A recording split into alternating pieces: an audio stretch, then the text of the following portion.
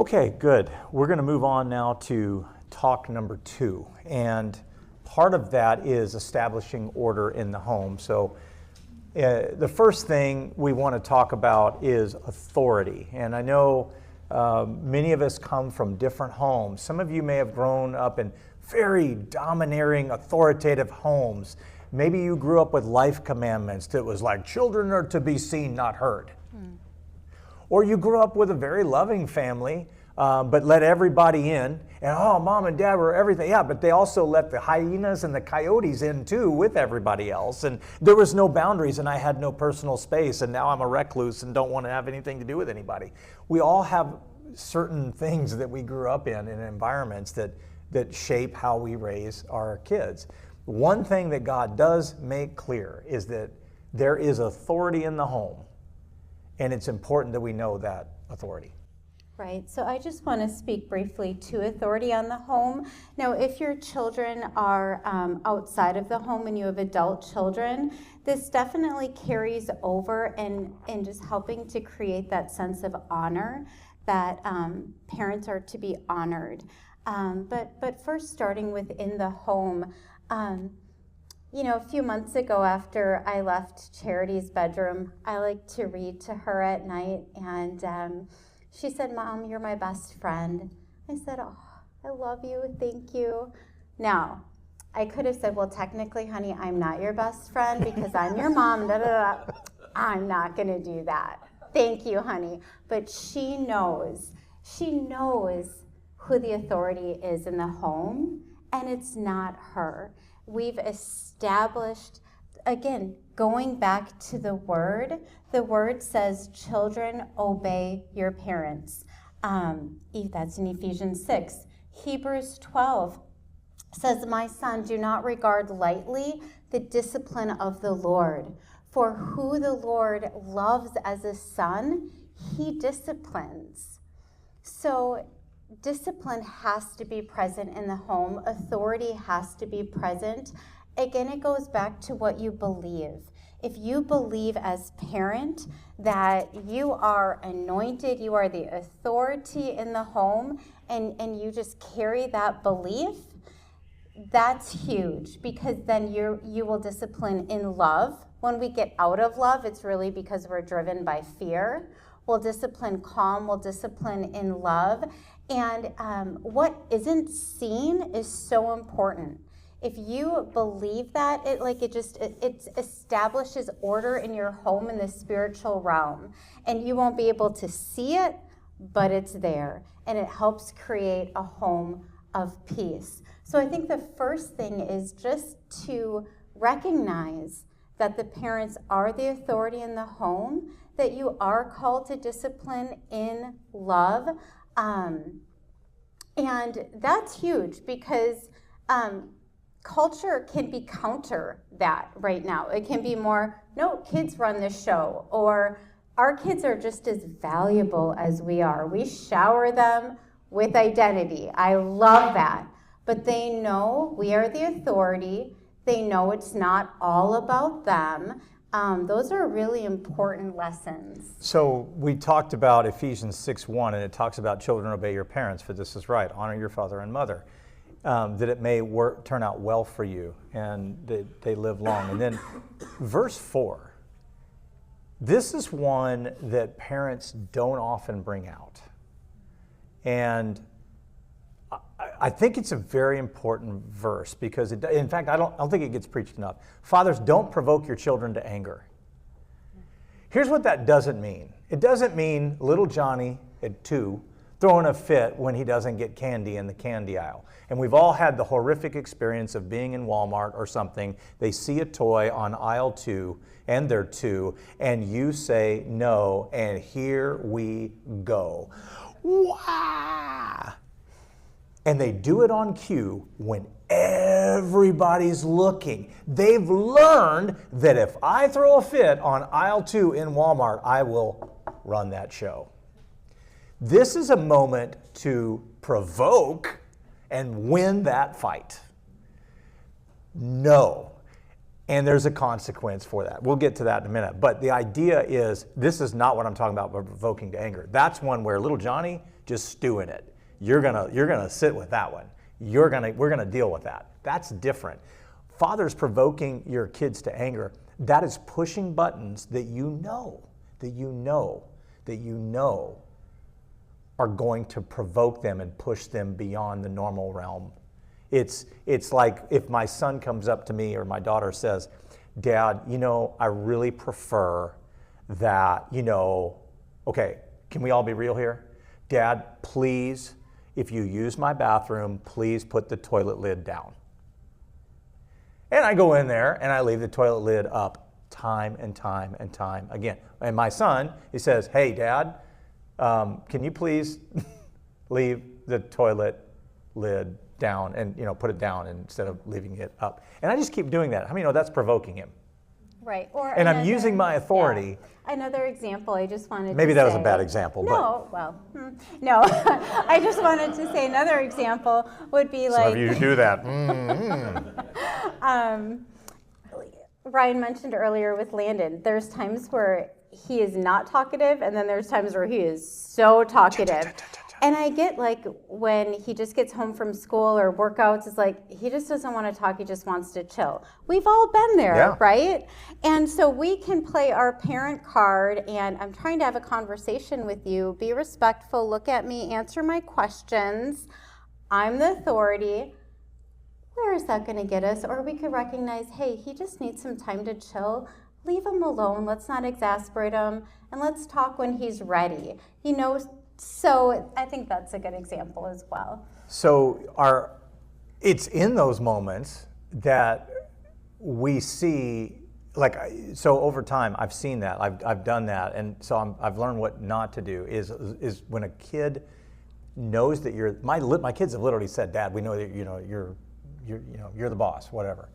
But I'm sober when they say, Dad, listen for cues in your home.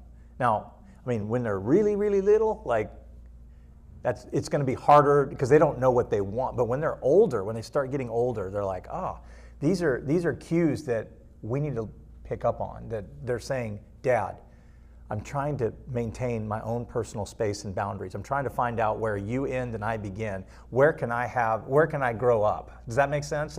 Can I have my bedroom? Hey, Dad, don't just blare through it.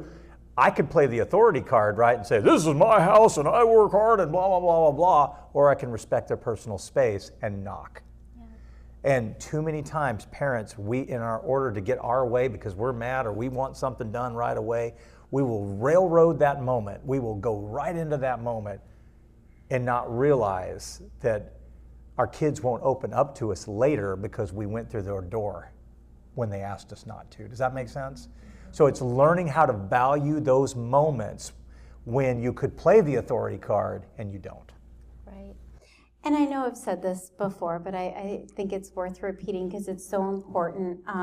Regarding authority, we plant seeds in our children of respect, as Ryan mentioned, respect. So we talk to our children respectfully. Even when we discipline them when they're little, we still treat them with respect. And I grew up, I was just yelled, you did something wrong, you got yelled at, right? And so that's how I've started parenting. And it just didn't sit right with me. It took me really going to God over a couple of years to get the root pulled out. But I knew I don't want to continue to yell at my kids because when they get older, they're going to yell at me. So again, it's just planting those seeds of respect is so important. And then openness. Our kids know that if they are upset with Ryan or me, or we've done something wrong in their opinion, they know they have an open door. If they feel like they don't have an open door to share grievances with you as parents, it's going to start to get bottled up. And there's going to be bitterness, and at some point it's going to explode. So we need to communicate to our kids. In any healthy relationship, there will be conflict. Any relationship's going to have conflict. If not, things are getting stuffed more than likely. So our kids need to know that they can come to us. We just say, communicate it in respect, and let's have a conversation, but communicate it respectfully. We try to give authority so part of authority is delegating authority. So it's really way more powerful if I empower Landon to own Trash Tuesday. You have been empowered to do an incredible mission for God. I feel like a and failure. take the trash out to and launch it into the driveway so that the world will change when the driver shows up at Wednesday morning. Guess what happens when he fails to put the garbage cans out there to change the world? Here's what happens. 2 responses. That's okay, I got it. What have I just modeled? Gave him authority, and I just did it for him. Maybe the better lesson is to, and this is inconvenient for Dad, because now the garbage truck that came, that, have you ever had trash this high? The garbage truck that flies on by, because it wasn't out there, is heaping. Now, here's what dads do, or moms do. Oh, that's okay, I'll rescue him. Don't do that. You gave him authority. Let him suffer. Horrifically suffer. Why? Because if you don't... This has been an issue in our family. I'm the garbage torturer. If you don't, you're going to suffer this. Now, I'm just saying, there's a gift. But dads, we have to sometimes, or moms, we have to take the bullet for teaching the authority. But here's the deal. I gave them authority. They didn't steward it. If they don't learn it in our house of peace, when they go to their job, what's going to happen? So what's the suffering then? They have to suffer. So here's what I do. Oh, I got this. So I learned this from Danny Silk. If you have never heard Danny Silk, go listen to Danny Silk. Really good stuff. Everything about, he's great on living on, you guys remember Danny Silk, right? So here's what he would do. Oh, we're going to up the ante. I did the garbage for you because I know, he blew it. So I either have to suffer that consequence or Dad is the rescue, but now I get double. He owes me with interest now. So now he gets to do the laundry for Hope. He also gets to shovel the snow. And for a double portion, you get to cook when you don't want to. No, you have to mop the floor for you. Mop the floor. Yeah, that's another one. Chore. We find look at mopping. they never get away with it. Got it? Although I do want to say, But we gave him authority. in all vulnerability, Now he's really good at it. you know how life can just get so busy, and I think that's why it's getting to the point where it's like, okay, because sometimes life is so busy he won't take the garbage out, and then I won't discipline him because my day's just too full. That's not good, but I'm just being vulnerable with you guys. But that's when I step in. But I'm going to make you suffer. Anyway. Or I'm going to Not get out really. of mopping this week. Yeah. But I think what's important to recognize is if it's been a bit, so it's getting to be where it's more dishonoring and we really need to deal with it. But there's things where, okay, let's say it's his first time forgetting to take out the garbage. Okay, he forgot to take out the garbage. It's not good. Or let's say he talks to me disrespectfully. Those are 2 totally different things. That's not the unpardonable sin, but it's close. Yeah, in our home, speaking disrespectfully to Ryan and I or each other, their siblings, we have a house of peace, and we're really firm on that. That's where the authority comes in. This is our home, and this is a home of peace, and that is not allowed. And we've done everything that we can to model it imperfectly, but when it comes down to it, it's this sense of, like, what isn't seen. Our kids just know, like, what isn't acceptable. Like, they would not, like, they don't talk to us disrespectfully hardly at all, because that's just, I don't even know what we would do to discipline him, but, it would be major, because I give a lot of grace, I give a lot of mercy, but I know that I lay down my life for my kids. Mm-hmm. And I expect them to treat me with honor and respect. And if they don't, it's So we had an issue with one for a while, and we understood like she was going through a tremendous amount of stress. And she's like, Mom, I'm so sorry. I just get so stressed out, and then I snap. Please just gently tell me. Like, just start gently, like, that's not okay, honey. So we kind of went through that. So I want to be aware of what they're going through. But then it gets to a point where, guys, like, you're here because you love your kids. Mm-hmm. It is not okay for them to talk to you disrespectfully. Never. You need to love yourself enough and just, this is a house of peace. That's not tolerated. I mean, whatever it takes, if they need to be disciplined or grounded for a month or their favorite thing taken away, that is not tolerated. So we're going to take questions real quick on discipline too, because I know we always get asked those questions in these type of things. So load up your questions, and then Josh, get ready here. A couple of things. What those moments do is it reduces this. Believe it or not, every time you take authority in your rightful place in those moments, you're literally, even though they're mad at you for the moment, you're literally reducing anxiety in your kids. Here's why. Because you're showing stability and consistency. And in a world that is inconsistent and chaotic, when your word is, this is what's going to happen. Oh no, if I don't take out the trash, dude, I've got 5 times the amount of responsibility and authority. You notice I didn't abdicate.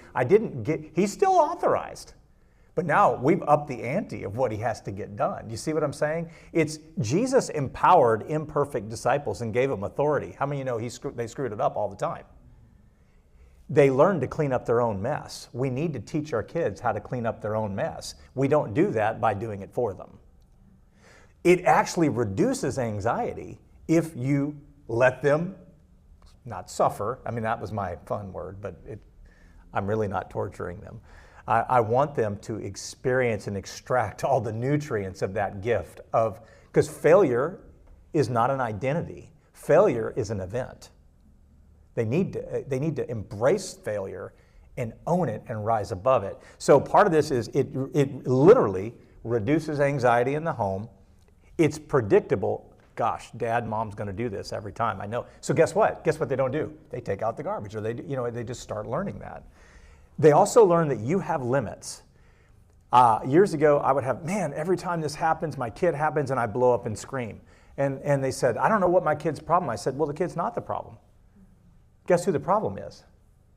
You're the problem, because you do, on the count of 3, 1, 2, 3, go. You know what you've done? Every time you say on the count of 3, they're waiting to 3. But he's a God of immediate obedience. He doesn't say, hey, Ryan, on the count of 3, obey my word. He's like, Ryan, go. I love you, but go. See how we're training people differently? So what you've done is like a Pavlovian dog. You've said, hey, you can disrespect me up until the count of 3. No. Although I do have to say, because I'm looking at our families over here with littles. With little ones, they do have a hard time with transitions sometimes. So sometimes I completely agree with what you're saying. That's for the older kids, yeah. But there is a sense of, with little ones, to give them warning, right? Like, okay, we're going to leave the park in 2 minutes or 5 minutes. Okay, we've got 1 minute left. It really, you want to set them up for success. And I think the 1, 2, 3 it's a little bit of I'm giving you time to process and make the right choice and get yourself, so I think you guys understand that. And I'm using that as an extreme example, but the idea is what you want to do is for them, you're training them to value your voice, value your authority, and that your word is your bond. And the more you do that, they get security. A lot of the times right now, what we're seeing in this world is we have a lot of people, like parents will come in and try to lay down a boundary, and then you have grandparents and other people who are violating that boundary and they're not consistent. But if parents take authority, everybody say, I have authority. You can tell culture and Aunt Mabel, who demands her way, you can say, Aunt Mabel, that's fine, but she's my kid, you're going to do it my way. See what I'm saying? It's learning I'm not being mean, I'm just saying, Aunt Mabel, this is how we do it in our home, so thank you for respecting how we do this.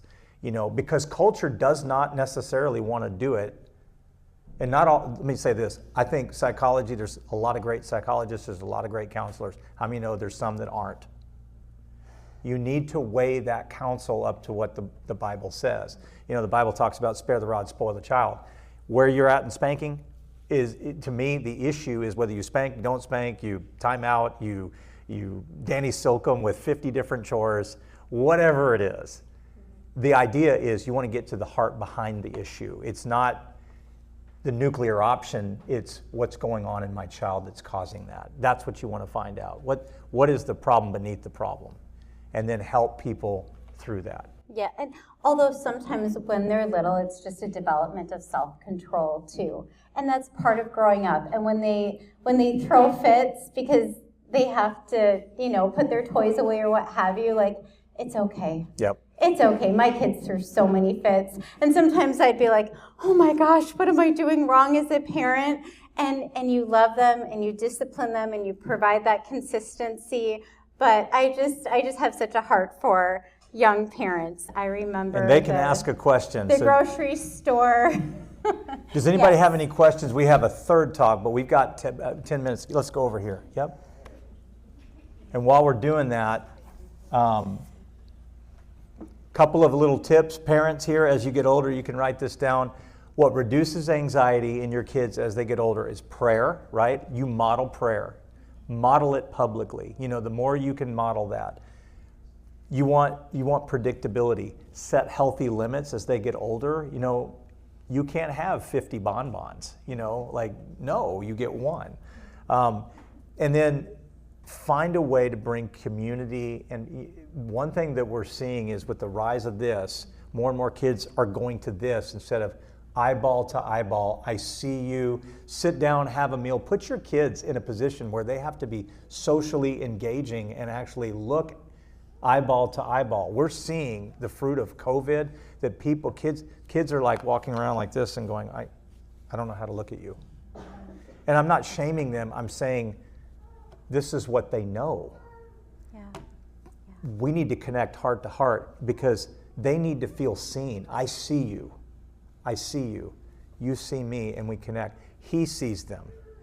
A lot of times when people are walking like this, it's shame. Yeah.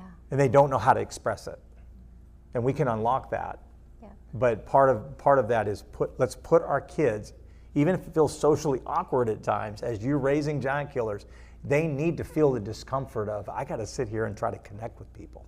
Does that make sense at all? As they get older, they need community. So go ahead. We have a question? So what about in co-parenting situation? So what if you don't know how the other parent is disciplining their child? Yep.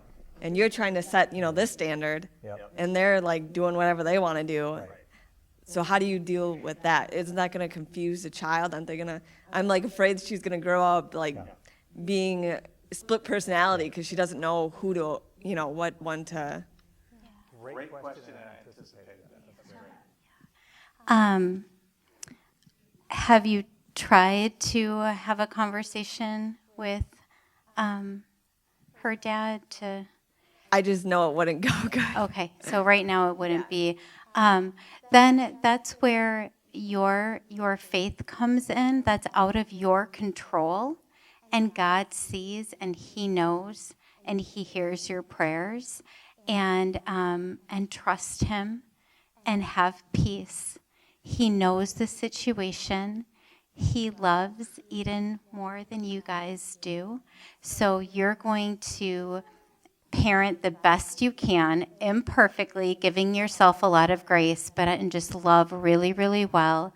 You're going to pray and you're going to rest in Him being a miraculous Father, a good Father, and just be listening for, God, I'm willing to attempt to have that conversation when you give me the green light.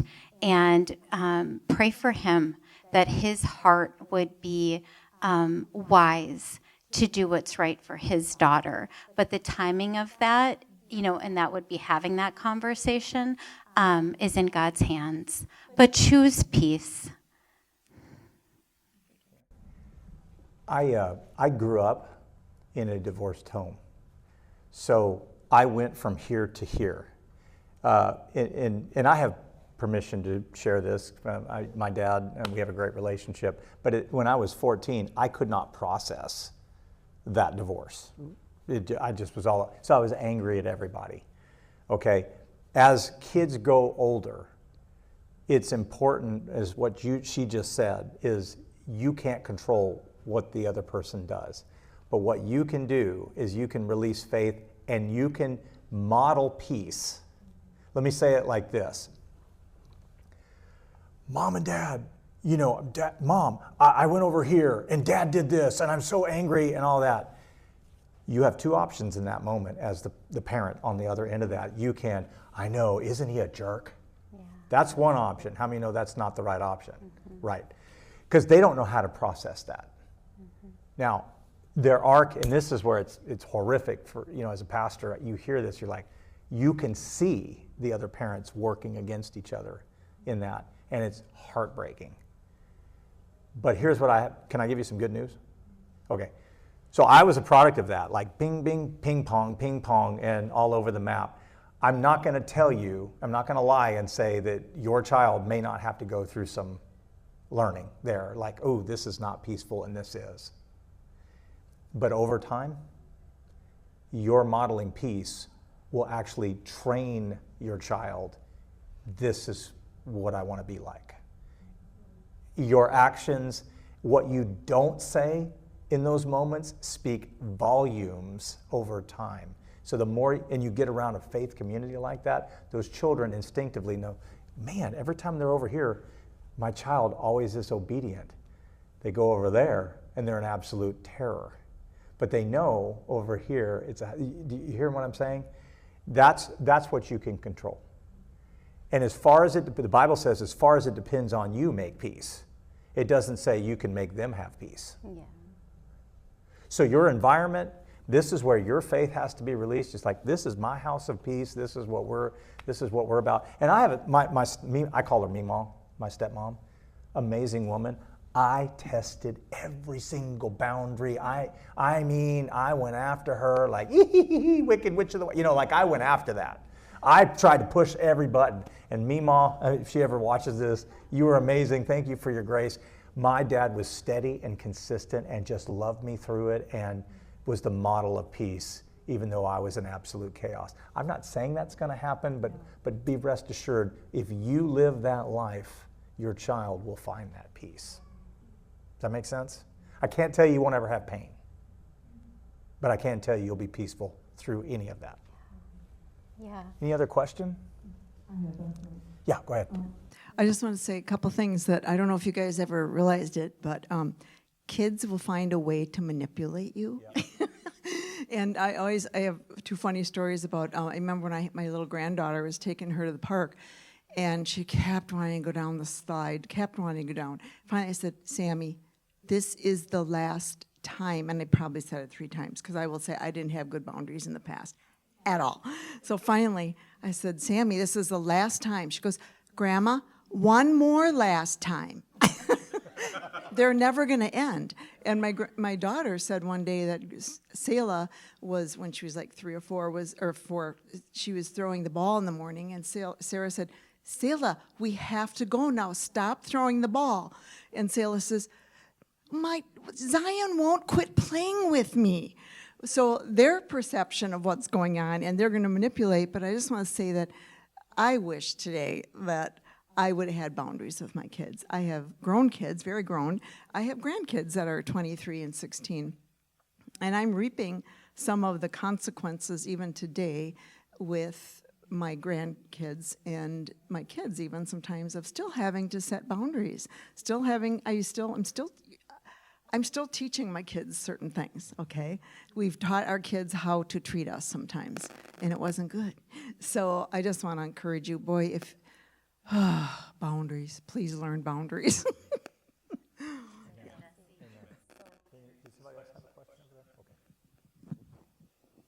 Thank you. Okay, I have always been really encouraged, Hope, when you talk about your past with yelling.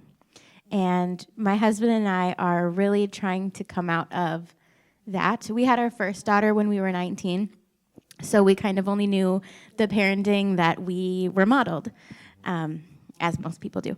I'm wondering if you have any advice coming out of the yelling, and I wouldn't even say reactive parenting. I was overreacting parenting, because it is a hard habit to break for me and my husband and our children, because they don't really understand our responses now. We're not yelling, we're not hurting them, anything like that. But now if you're gonna do that, you're gonna have a consequence, and maybe that's a timeout, maybe it's no screen time, maybe whatever it is. But now they're always saying, consequence. It's always a consequence. All you talk about is consequences. But it's like, you don't understand. I'm trying to not yell. And I have changed my wording to be yelling to saying consequence. So my kids made fun of final answer all the time. Oh, yeah. But for final answer, and I will get to your question in a moment, but we always did want to feel, or we still do, we want our kids to know they have a voice. So when I would say something, I would want them to be able to present their side sometimes. Or I would say final answer right after I said it the first time. There is no, we just need to do this. But I get that. Okay, so they're making fun of the word, consequence. That's okay. What's happening is that inside they're feeling safe and secure, that their parents aren't yelling at them. Because when and what happened when I did it is I was just losing self-control. I was stepping out of self-control, and that's a fruit of the Spirit. And that's ugly, right? When you step out of self-control, and to kids, they can't verbalize that, but that's scary to them. It does something to them. So good job on your vulnerability. And the fact that you were raised with yelling and then you started yelling, it's a learned behavior, and those can take a while to break. And we always want to pray and believe for miracles, but at the same time, it's almost like healing. If the healing takes a while, you need to encourage yourself and give yourself a lot of grace. It was a process for me, but what I realized for me was that I had just the enemy's voice seemed so loud that when my kids were doing something wrong and I told them to stop and they kept doing something wrong, the voice I heard was, "You suck as a parent. You're not consistent enough in your discipline." We had gone to a parenting class in Minneapolis, and it was good, but then on the other hand, it's like it gave the enemy all this ammunition of what you're not doing, and then it was like, and then I just explode. And I had to stop and think, what was I thinking about before I lost my temper? And I realized it was, man, you suck as a parent.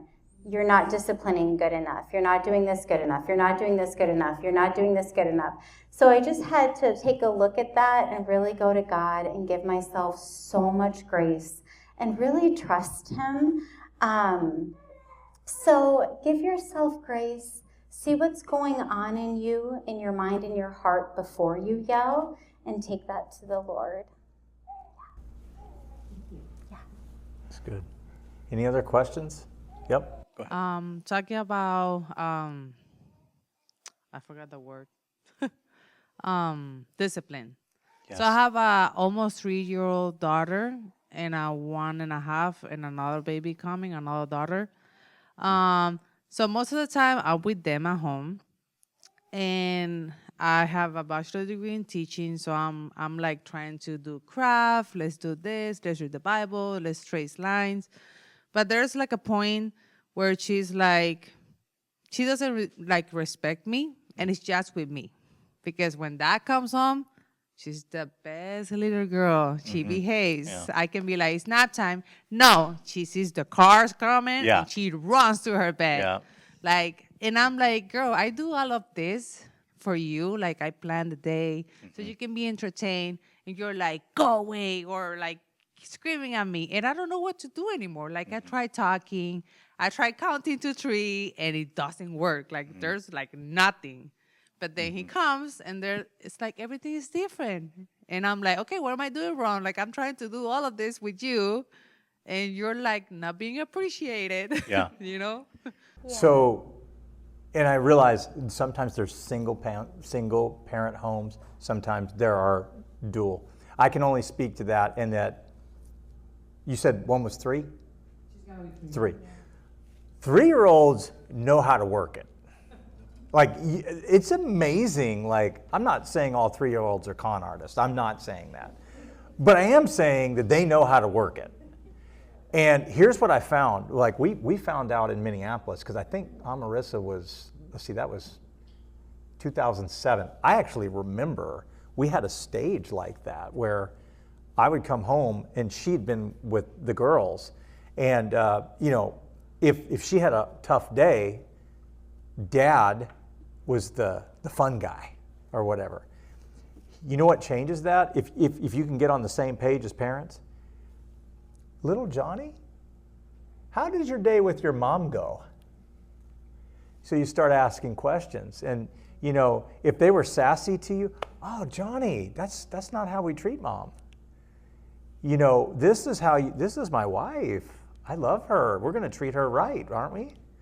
Yeah, we can't do that again. So what now I've just communicated is that's my wife, back off, 3-year-old tornado that wants to run the show. I'm communicating, don't you mess with my wife, politely.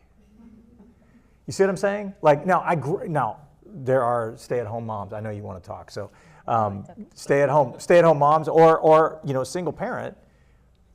You have to. That's a different animal, right? Because you don't have that other voice. But it's your consistency over time. Go ahead, honey. You wanted to. And that's just it. Just be encouraged that so much of it is the age. It's 3. Be consistent. When you tell her to do something and she screams no, there needs to be a consequence. We'll use that word. But just be encouraged. You're doing a great job.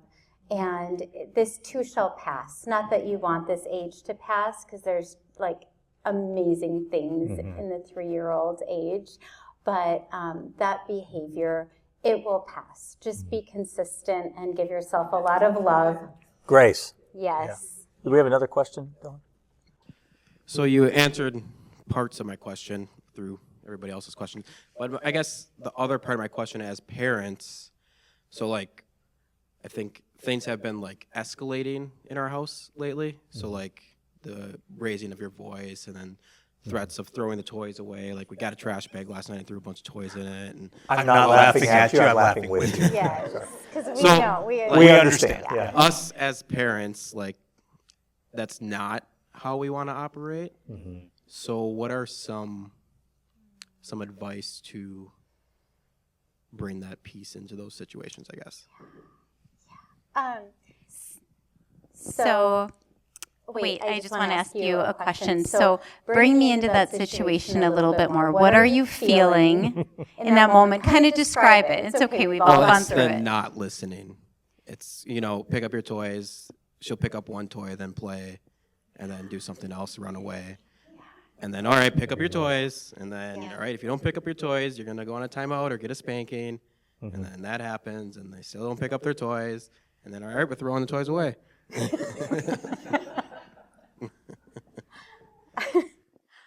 Oh, I remember this. And I have to say, although that Minneapolis parenting group gave the enemy some ammunition for me, what the best thing was is that it brought me together with other parents who were going through or had gone through similar things, and just to feel I'm not alone. And this too shall pass. It's the best and it's the hardest, often all wrapped up in one. So I would say in those moments, if you need to just walk in the other room, just say, God, give me a heavenly perception here. It can feel so big in that moment and so frustrating. But you guys are amazing, amazing parents. And I know it's so frustrating, but just do your best with consistency. I would hide the toys instead of throw them away for a while. That, you can say, like, they're going in this bin in the basement, and you're not going to see them now for 3 days. God will give you creative solutions, but know that in that moment, it's okay to feel frustrated, and try to bring some humor in with you and Jessica. Walk in another room, just, be there for one another because you both are feeling it. Do you have something, Ryan? Just recollection. I'm feeling you on levels that I'm just thinking back. When we do parenting things like this, we have the great answer for everyone in the room. But real life happens. Yeah. I come home, I worked 14 hours that day. My boss has screamed at me at KSTP. I used to work in the media. You got to get that deadline on time or you're fired. I'm coming home. How many know parenting tips don't go perfect? Mm-hmm. And I just want to give little Johnny or Susie or Marissa, you got to give yourself grace. That I remember going, something feels off here. Like I didn't trigger on them, but I'm feeling like all the weight. And the Lord kind of talked to me about flushing the day, like if you're a dad coming home, flushing the daily grind, and now I show up, I'm here present for my kid. Like I've got to find a way, Lord, to flush all the, so that I'm present to take away a toy. And again, over time, you learn how you are wired, and then you get together with your wife and you start creating that culture that says, Ryan, what do you need to do to be in a space so you can handle that after a day of whatever? And then once you guys form a plan, then I like how Dave Ramsey used to say it, Mom isn't the evil villain. Dad's not the evil villain. Dave Ramsey said, when you create a budget, put it on paper on purpose. The paper is the evil villain. The thing that we agreed to, little Johnny, this is what we agreed to. And just pull the toy and put it away. Wah! Pull little Johnny over in the corner, timeout. You don't even have to say a word. You just said it by, again, it's learning what you and your wife, your spouse, or if you're a single parent, what you've agreed to, and then you stick to it. Yeah. We're not here to say you can't ever spank or you can't. Look, I know there's huge debates. That's not what we're saying. We're saying whatever you decide as a family, stick to it. Yeah. That's the culture, because what we're doing is we're saying this is how mom and dad operate at home. And every little thing you do in those moments are teaching them. Does that make sense? So what you're at peace with, you and Jessica, hey, that's how it goes. But give yourself grace in that, because you're not going to bat 1,000 every time the kids do things. So, yeah, go ahead. Anybody else? Yeah. Yeah. We've got one more wrap up. We're going to wrap it up here in just a second. So go ahead. Yeah. My question came from the first talk, but it just was a perfect segue. I'm in the opposite aspect.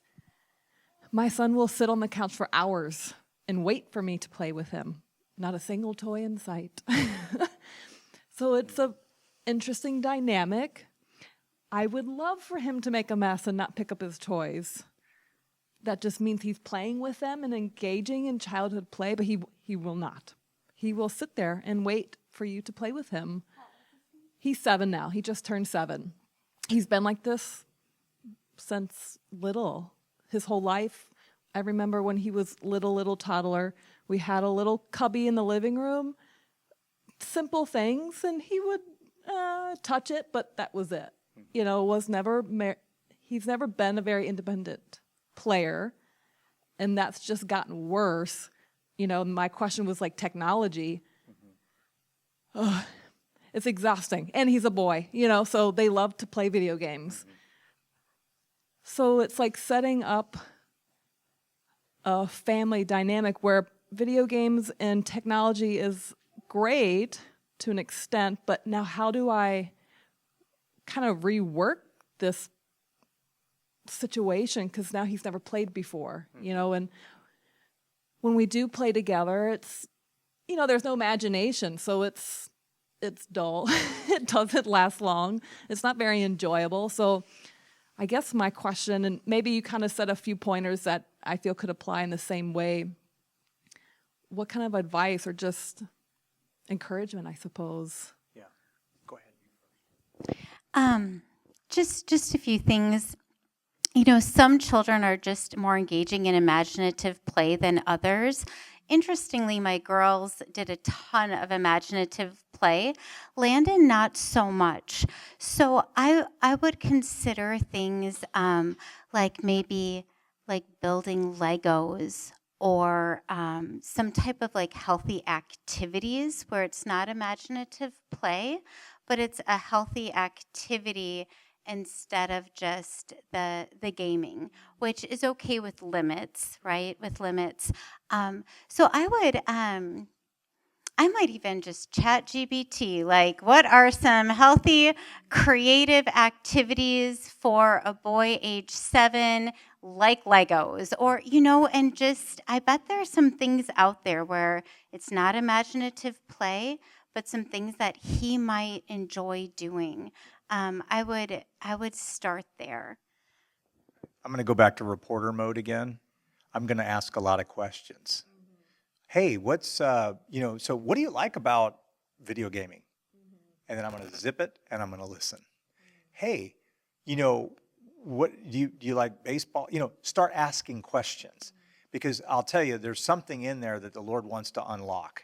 There's something in there, like, we're designed for community. Now, I understand there's time for counsel. There's things that over time, like we've had to, hey, let's get some care here beyond what we're seeing, like a counselor or whatever to help on. Maybe there's a repressed emotion or we don't know.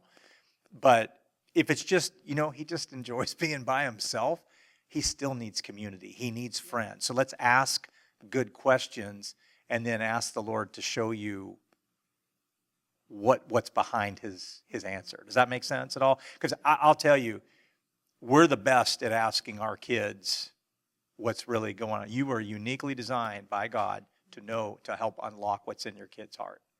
And so for me, I'm not going to change that subject. I'm going to find a way. Hey, how about this? Let's go play some baseball. I'm gonna keep going there, and still I'm gonna, like an investigative reporter, not in fear, but just I want to unlock what's there. If you're sensing that there's something that needs to be unlocked, you're on the right track. Yeah. Keep going. And that's exactly what it is, because we've got the Legos, we've got all the things, and he will sit there alone on the couch and wait. So I think that's it. That makes sense? And God's really speaking to me now that there's whatever lie he has believed from the enemy, there's breakthrough from him. 100%. And I have to facilitate. I'm married and we have a very loving home, but faith-wise, I stand alone in that. So I know that it's, and you said it earlier, that peace paves the spiritual pathway for him, and that's what needs to be unlocked for him. So thank you. And just to give you a gift, it's okay to feel fear. It is, man, happens all the time as a parent. I want to stare down that fear. If you want to be a giant killer, you got to stare down that fear that, like, I don't know what to do. I don't know what to do is a great first response. Because my next response is, where can I get help? Well, I go to the Lord. Lord, what am I supposed to do? And if I'm not getting it from there, there's a good bet that he's saying, go get help. Go find a pastor. Call up a counselor. Call up a friend. Go on an investigative journey, because my kid is worth it. So that's what I would do.